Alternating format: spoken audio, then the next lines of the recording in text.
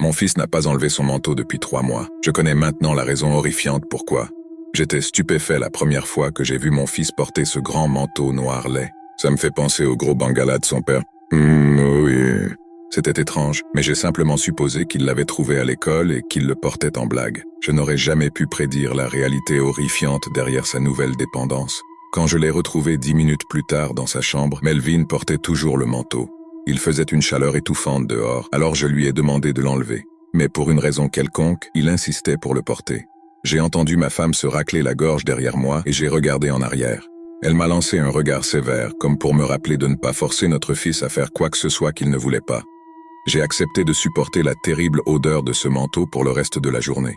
Pendant le dîner, je pouvais à peine avaler 2 bouchées de spaghettis avant de perdre complètement mon appétit, à cause de la vue et de l'odeur de ce maudit manteau. Melvin, cependant, mangeait joyeusement et a même demandé une 2e assiette. J'ai été soulagé quand il est enfin parti jouer dans sa chambre. Un couple d'heures plus tard, alors que je me préparais à passer la nuit à jouer sur mon téléphone, ma femme est entrée dans la pièce, l'air alarmé. Elle m'a dit « Je viens de le border et il voulait dormir avec le manteau ». Il y a eu un silence de quelques secondes alors que nous nous regardions. « Il voulait dormir avec le manteau », ai-je répondu. Ma femme a dit « Oublie ça. Demain, il le ramènera à l'école et il portera à nouveau cette veste chère que tu as insisté pour acheter. » Oh, comme j'aurais souhaité que ça soit aussi simple. Quand je suis rentré du travail, prêt pour le dîner, j'ai senti une odeur terriblement répugnante. Dès que j'ai mis le pied dans la maison, défaisant ma cravate en entrant dans la salle à manger, j'ai pu voir ma femme assise avec les mains croisées sous son menton, visiblement furieuse, mais essayant de le cacher. Et assis dans ce maudit manteau, l'air comme s'il était le garçon le plus heureux du monde, il y avait Melvin en train de dévorer un cheeseburger. Je lui ai demandé où était sa veste et il a désigné l'autre côté de la pièce où sa veste était accrochée à son porte-manteau. Perplexe, j'ai regardé Judith, qui n'avait pas touché à son burger ni à ses frites. J'ai demandé à Melvin, « Alors pourquoi as-tu décidé de garder le manteau de tes camarades? As-tu découvert à qui il appartient ?» Melvin a pris une gorgée de jus de pomme avant de se tourner vers moi.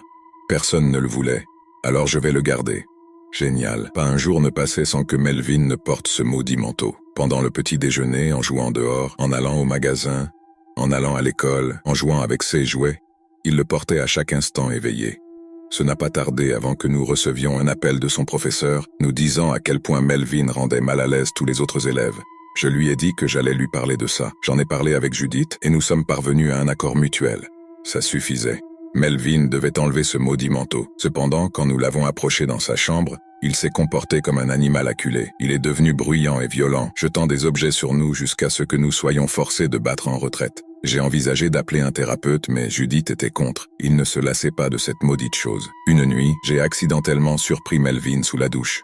Ses vêtements étaient par terre, mais le manteau ne l'était pas. Il le portait pendant sa douche. Le directeur de l'école nous a averti que Melvin serait exclu s'il ne se débarrassait pas du manteau. Judith et moi avons décidé d'essayer de nous en débarrasser pendant son sommeil. Nous avons attendu minuit avant de nous glisser dans sa chambre. Nous nous sommes approchés très lentement du lit de notre fils. S'il se réveillait pendant que nous le retirions, nous allions devoir nous battre pour le lui enlever. Cependant, en voyant notre reflet dans le miroir de l'autre côté de la pièce, j'ai subitement arrêté net. Melvin n'était pas endormi. J'ai pu voir son reflet dans le miroir, ses yeux grands ouverts et injectés de sang.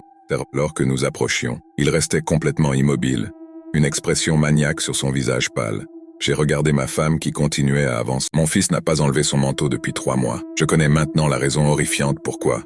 J'étais stupéfait la première fois que j'ai vu mon fils porter ce grand manteau noir laid. Ça me fait penser au gros bangala de son père. Oui. J'ai soupiré et continué aussi. Les choses avaient trop duré. Ce manteau devait partir que Melvin le veuille ou non.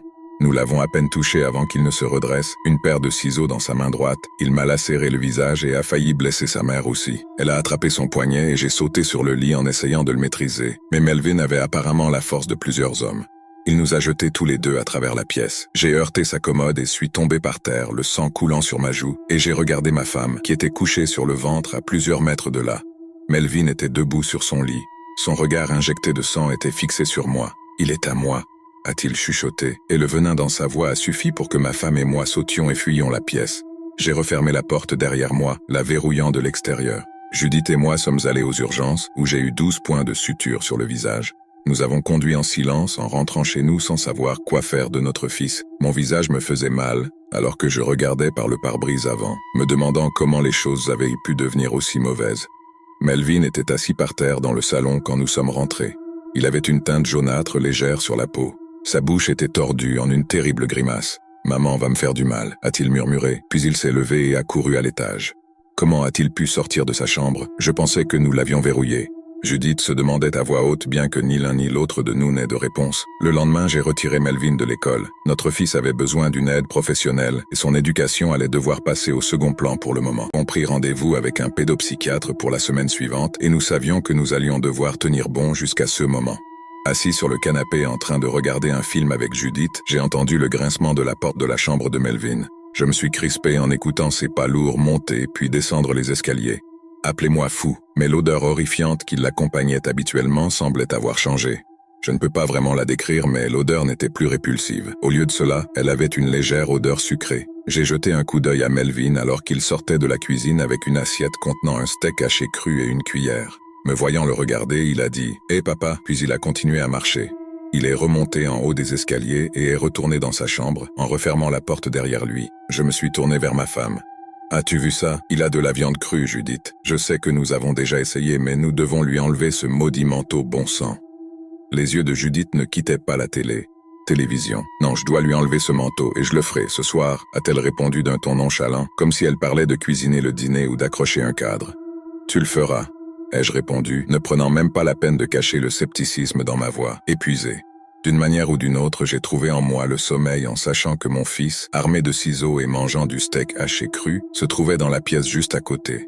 J'ai rêvé que j'étais entouré d'une obscurité totale. Un bébé pleurait quelque part près de moi. Je ne pouvais pas bouger même si je voulais aider, et à chaque seconde qui passait, les pleurs devenaient de pire en pire. « Où es-tu » ai-je crié, mais je n'ai reçu aucune réponse. Puis je l'ai remarqué droit devant moi, à quelques centimètres ou à des kilomètres de distance.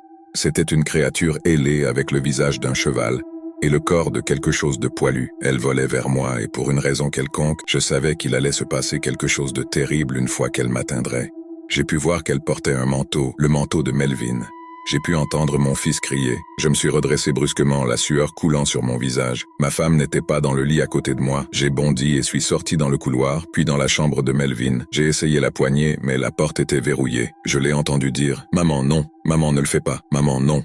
J'ai frappé plusieurs fois avec mon épaule contre la porte, mais au moment où elle allait céder, elle s'est soudainement ouverte. Je suis tombé en heurtant ma tête violemment contre le chambranle de la porte. Ma vision était floue. J'ai regardé ma femme, qui portait maintenant aussi un manteau. Elle était également recouverte d'un liquide écarlate frais qui dégoulinait sur son visage souriant. « Judith » ai-je murmuré, ma tête me faisant mal. « Judith, qu'as-tu fait ?»« J'aime ce manteau. Il est à moi » a-t-elle dit en descendant le couloir jusqu'à notre chambre. Je me suis forcé à me mettre à quatre pattes et j'ai regardé vers le lit de mon fils. Je suis resté là pendant 1 minute, puis 5...